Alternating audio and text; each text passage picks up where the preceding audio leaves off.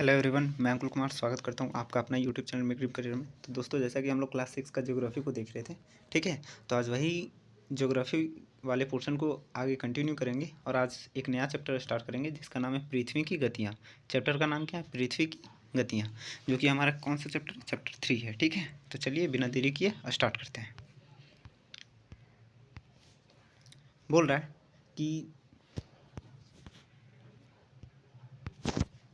बोल रहा है कि जैसा कि आप जानते हैं, पृथ्वी की गति दो प्रकार की होती है। हम जानते हैं कि पृथ्वी की गति दो प्रकार की होती है। कौन कौन सा? कि पृथ्वी जो है सो एक अपने अक्ष पर घूमती है और दूसरा सूर्य के चारों ओर घूमती है, ठीक है। बोल रहा है घूर्णन एवं परिक्रमण। कौन कौन सा दो गति है? पहला है घूर्णन और दूसरा है परिक्रमण। पृथ्वी का अपने अक्ष पर घूमना घूर्णन कहलाता है। जो पृथ्वी अपने अक्ष पर घूमती है उसे क्या बोलते हैं? घूर्णन बोलते हैं। और जो सूर्य के चारों ओर एक स्थिर कक्ष के पृथ्वी की गति को परिक्रमा कहते हैं। और जो सूर्य के चारों ओर घूमती है एक समान दूरी से, मतलब समान स्पीड से, उसे क्या कहते हैं? परिक्रमण कहते हैं। पृथ्वी का अक्ष एक काल्पनिक रेखा है। पृथ्वी का जो अक्ष है वो क्या है? एक काल्पनिक रेखा है। मतलब हम ऐसे समझ सकते हैं कि समझने के लिए उसे अनुमानित किया जाता है कि यह एक रेखा है। कौन सा? जो पृथ्वी अपने अक्ष पर खड़ी होती है। जैसे ये पृथ्वी सपोज, और यहाँ पर जो पृथ्वी क्या होती है? स्टेबल होती है। मतलब यहाँ पर जहाँ से वो क्या करती है, ये पृथ्वी रोटेट करती है वो, ठीक है। बोल रहा है कि पृथ्वी का अक्ष एक काल्पनिक रेखा है जो इसके कक्षीय सतह से क्या होता है? 66.5 डिग्री का कोण बनाता है। कितना बनाता है? 66.5 डिग्री का। वह समतल जो कक्ष के द्वारा बनाया जाता है उसे कक्षीय समतल बोलते हैं।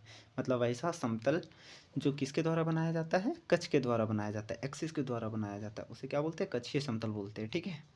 आगे बोल रहा है कि पृथ्वी सूर्य से प्रकाश प्राप्त करती है। पृथ्वी किससे प्रकाश प्राप्त करती है? सूर्य से, जिसके कारण क्या होता है हमारे पृथ्वी पर? मतलब दिन होता है, ठीक है। पृथ्वी का आकार गोले के समान है। बोला जा रहा है कि पृथ्वी का आकार कैसा है? गोले के समान है। इसलिए एक समय में सिर्फ इसके आधे भाग पर ही सूर्य की रोशनी प्राप्त होती है। क्योंकि देखिए पृथ्वी का आकार जो है सो गोला है। जैसे हम समझ सकते हैं कि सपोज ये मेरा पृथ्वी है, इसका आकार कैसा है? गोला है। और ये सपोज मेरा क्या है? ये सूर्य है। देखिए ये मेरा क्या है? सूर्य। और ये हमारा क्या है? पृथ्वी है। अब हम जान रहे हैं कि जो भी हमारा सूर्य से रोशनी आ रही है वो चूँकि पृथ्वी पर देख रहे हैं, तो हम एक साइड, मतलब इस डिवीज़न का लेफ्ट साइड मतलब देखते हैं तो यही वाले किनारे पर पड़ रहा है। और ये जो हमारा रेस्ट पोर्शन बच गया, इस पर क्या? पृथ्वी का लाइट नहीं पड़ रहा है। इसलिए हम ये बोल सकते हैं कि पृथ्वी चूँकि गोल है, देखिए ये पृथ्वी गोल है, इसी कारण से सूर्य का जो प्रकाश है वो पृथ्वी के आधे भाग पर ही पड़ता है, ठीक है। इसी कारण से क्या होता है? मतलब आधे भाग में दिन होती है। बोल रहा है पृथ्वी सूर्य से प्रकाश प्राप्त करती है। पृथ्वी का आकार गोले के समान होता है, इसलिए एक समय में इसके आधे भाग पर ही क्या होता है? सूर्य की रोशनी पड़ती है। सूर्य की ओर वाले भाग में दिन होता है, जबकि दूसरा भाग जो सूर्य से दूर होता है वहाँ क्या होता है? रात होता है। मतलब जैसे ये पृथ्वी है, इसका दो भाग कर रहे हैं, और ये सूर्य है, ये सूर्य से जहाँ रोशनी पड़ रहा है वहाँ क्या होता है? दिन होता है। और दूसरा पोर्शन जो ये हमारा रेस्ट पोर्शन बच जाता है, इस रेस्ट पोर्शन में क्या होता है? रात होता है, ठीक। आगे बढ़ते हैं। बोल रहा है ग्लोब पर वह वृत्त जो दिन तथा रात को विभाजित करता है उसे प्रदीप्ति वृत्त कहते हैं। मतलब ग्लोब पर वह वृत्त जो क्या करता है? दिन और रात को अलग अलग भागों में विभाजित करता है, उसे क्या बोलते हैं? प्रदीप्ति वृत्त। यह वृत्त अक्ष के साथ नहीं मिलती है। यह वृत्त जो है सो क्या होता है? अक्ष के साथ कभी भी नहीं मिलती है। जैसा कि आप चित्र 3.2 में देख सकते हैं, पृथ्वी अपने अक्ष पर एक चक्कर पूरा करने में लगभग कितने समय लेती है? 24 घंटे का समय लेती है। घूर्णन के समय काल को पृथ्वी दिन कहा जाता है। यह पृथ्वी की दैनिक गति होती है। क्या होती है? यही पृथ्वी की दैनिक गति होती है। जैसे हम यहाँ जो देखे थे 3.2 में, जो हमारा देखने को के लिए बोला था प्रदीप्ति वृत्त को, उसे देखते हैं। देखिए ये हमारा पृथ्वी, ठीक है। क्या है? पृथ्वी है। अब हम जान रहे हैं कि ये हमारा एक अक्ष है जिस पर पृथ्वी क्या होती है? रोटेट करती है, ठीक। और जब पृथ्वी के आधे भाग में क्या होता है? छाया रहता है, और आधे भाग में हम बोल सकते हैं कि उजला रहता है, ठीक है। और जो भाग जो छायांकित रहता है उसे क्या बोलते हैं? प्रदीप्ति वृत्त बोलते हैं, ठीक है। मतलब आधे भाग को क्या बोलते हैं? प्रदीप्ति वृत्त। वही लिखा हुआ है कि ग्लोब पर जो वृत्त दिन तथा रात को विभाजित करता है उसे प्रदीप्ति वृत्त कहते हैं। जैसे यहाँ पर हम देख रहे हैं तो ग्लोब है, ये ग्लोब को क्या कर रहा है? दो भागों में ये रेखा विभाजित कर रहा है, एक साइड लेफ्ट एक राइट है, ठीक है। और यही क्या कहलाता है? प्रदीप्ति वृत्त कहलाता है। आगे बढ़ते हैं। बोल रहा है अगर पृथ्वी घूर्णन नहीं करे तो क्या होगा? अगर पृथ्वी सपोज घूर्णन नहीं करेगा तो क्या होगा? तो ये होगा कि जिधर दिन है उधर हमेशा दिन रह जाएगा और रात है उधर हमेशा रात रह जाएगा। जैसे बोल रहा है सूर्य के तरफ के वाले पृथ्वी के भाग में हमेशा दिन होगा।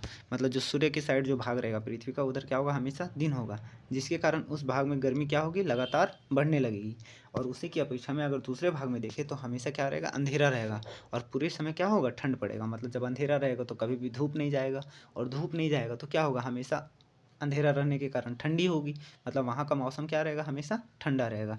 इस तरह की अवस्था में जीवन संभव नहीं हो पाएगा। मतलब हमारे शरीर का अगर हम बात करते हैं, हम जो मनुष्य होते हैं उसे हर तरह का वातावरण का ज़रूरत पड़ता है। मतलब ऐसा नहीं हो सकता कि सिर्फ धूप है तो सिर्फ धूप ही में रह सकते हैं। सो ऐसा पॉसिबल नहीं है। मतलब दिन चाहिए तो रात भी चाहिए, प्रकाश चाहिए तो अंधेरा भी चाहिए। ठीक है, आगे बोल रहा है कि पृथ्वी की दूसरी गति जो सूर्य के चारों ओर कक्ष में होती है उसे परिक्रमण कहा जाता है। क्या बोल रहा है? पृथ्वी की दूसरी गति जो सूर्य के चारों ओर कक्ष में होती है उसे क्या बोलते हैं? परिक्रमण कहते हैं। पृथ्वी एक वर्ष या 365/1/4 दिन में सूर्य का क्या करती है? एक चक्कर लगाती है। पृथ्वी जो है सो एक वर्ष में, मतलब यानी कि हम बोल सकते हैं कि 365/1/4 नॉर्मली समझे तो 365 दिन ही माना जाता है। लेकिन फिर भी हम जानते हैं कि हर 4 साल में एक क्या होता है? लीप ईयर आ जाता है। ठीक है, और जब लीप ईयर आता है तो 366 दिन का हो जाता है। और 366 दिन का हो जाता है यानी कि एक दिन बढ़ जाता है, और एक दिन बढ़ने का मतलब 24 घंटा बढ़ जाता है। और 24 घंटा बढ़ेगा कितने सालों में? 4 साल में। मतलब हर साल में कितना कितना घंटा बढ़ रहा है? 4 6 घंटा बढ़ जाता है। ठीक है, और वही 6 घंटा को 1/4 से दिखाया जा रहा है। क्लियर? आगे बोल रहा है हम लोग एक वर्ष 365 दिन का मानते हैं तथा सुविधा के लिए 6 घंटे को इसमें नहीं जोड़ते। मतलब पढ़ने में सहूलियत हो या फिर किसी को भी कुछ बताने वगैरह में सहूलियत हो, इसलिए क्या करते हैं? हम सिर्फ और सिर्फ 365 दिन कंसिडर करते हैं। 365 दिन और 6 घंटा नहीं कंसिडर करते हैं। ठीक है, आगे देखिए ये कुछ डायग्राम है जो बता रहा है कि पृथ्वी का जो परिक्रमा होता है वो दिखा रहा है। ठीक है, जैसे ये सपोज मेरा सूर्य है, सूर्य के चारों ओर क्या कर रही है? पृथ्वी परिक्रमण कर रही है। अब इसमें भी कुछ कुछ बताया जा रहा है। अब इसको देखेंगे आगे, कॉन्सेप्ट जैसे जैसे पढ़ेंगे वैसे वैसे फिर इस डायग्राम को हम क्या करेंगे? समझेंगे। आगे आगे बढ़ते हैं। बोल रहा है 4 वर्षों में प्रत्येक वर्ष एक बचे हुए 6 घंटे मिलकर एक दिन यानी 24 घंटे के बराबर हो जाते हैं। यानी कि 4 वर्ष तक अगर हम देखें और हर साल का 6 घंटा को जोड़ते हैं तो 4 साल में हो जाएगा 24 घंटा। और 24 घंटा का मतलब क्या होता है? एक दिन। इसलिए 365 दिन और एक दिन बढ़ जाता है लीप ईयर में, मतलब 366 दिन का हो जाता है। इसके अतिरिक्त दिन को फरवरी के महीने में जोड़ा जाता है। और वो दिन जो एक दिन बढ़ जाता है उसे क्यों किस मंथ में जोड़ा जाता है? तो फरवरी के मंथ में जोड़ा जाता है। बोल रहा है इस प्रकार प्रत्येक चौथे वर्ष फरवरी माह 28 दिन के बदले कितने दिन का हो जाता है? 29 दिन का, एक दिन बढ़ जाता है।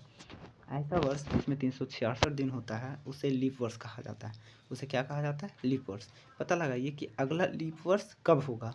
ठीक है, जैसे अगर हम एक एग्जांपल लेते हैं कि अभी सपोज 2024 है। ठीक है, और 2024 में क्या है? लीप ईयर है। इस बार हम देखेंगे कि जो हमारा फरवरी का जो कैलेंडर है, कैलेंडर में देखते हैं तो फरवरी का जो मंथ है उसमें टोटल कितने दिन होंगे? 29 दिन। अब नेक्स्ट क्वेश्चन है मेरा कि फिर से लीप वर्ष कब आएगा? तो कब आएगा? जब फिर से अभी से जब 4 साल होगा। अब 4 साल जैसे 24 है, 24 में 4 साल ऐड करेंगे, 25 26 27 28, यानी कि 2028 में फिर से क्या आएगा? लीप ईयर आएगा, मतलब लीप वर्ष आएगा। और उस समय क्या होगा? फिर से फरवरी में कितने दिन, फिर से फरवरी कितना दिन का होगा? तो 29 दिन का होगा। और उसके बीच में जितने भी हैं जैसे 2025 2026 2027, ये सारे कौन कितने दिन के होंगे? इन सारे साल में मंथ, मतलब फरवरी मंथ, ये 28 दिन के होंगे। ठीक है, बोल रहा है चित्र 3.3 में स्पष्ट है कि पृथ्वी दीर्घवृत्ताकार पथ पर सूर्य के चारों ओर क्या करती है? चक्कर लगाती है। ध्यान दीजिए कि पृथ्वी पूरे कक्ष में एक ही दिशा में झुकी होती है। पृथ्वी जो है सो पूरे कक्ष में कौन सी दिशा में? एक ही दिशा में झुकी होती है।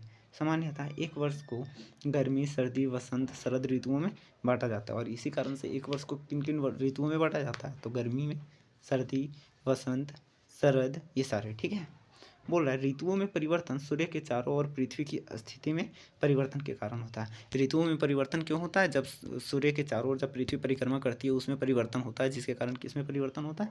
ऋतुओं में परिवर्तन होता है, जो दिखाया गया है हमारा चित्र 3.3 में। आइए देख लेते थोड़ा सा चित्र 3.3। ठीक है, देखिए ये है डायग्राम 3.3। इसमें बोल रहा है कि सपोज ये मेरा सन है। अब हमें एग्जांपल ले लेते हैं, स्टार्टिंग से देखते हैं। जैसे ये सपोज़ यहाँ दिसंबर को दिखा रहा है, उसके बाद ये 21 मार्च से दिखा रहा है, ठीक है। देखिए ये डेट 21 मार्च दिखा रहा है। 21 मार्च का अगर हम बात करते हैं तो 21 मार्च में जो पृथ्वी होती है, देखिए पृथ्वी का घूमने का जो डायरेक्शन है वो थोड़ा, और ये जो है हमारा एक्सिस है, ठीक है। एक्सिस के चारों ओर क्या करती है, पृथ्वी घूमती है, हम जान रहे हैं पृथ्वी, और ये काल्पनिक रेखा है, ये भी हम जान रहे हैं। अब क्या होता है, जब पृथ्वी घूमती है तो यहाँ पर कुछ उत्तर ध्रुव ये बन रहा है और दक्षिण ध्रुव ये बन रहा है।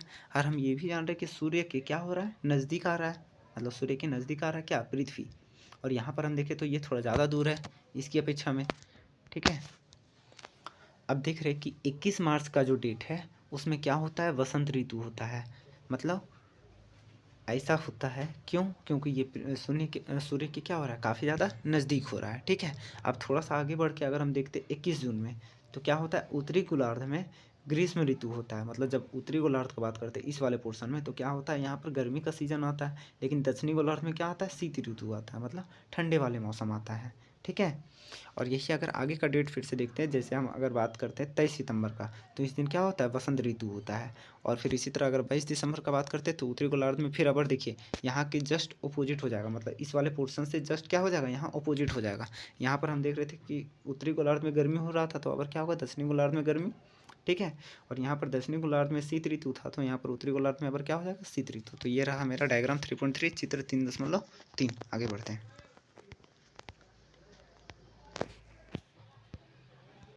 तो आज के लिए हम यहीं रखते हैं, बाकी देखेंगे नेक्स्ट क्लास में बचे हुए पोर्शन को। और अगर वीडियो पसंद आए तो लाइक शेयर और सब्सक्राइब जरूर करें। इसी के साथ जय हिंद।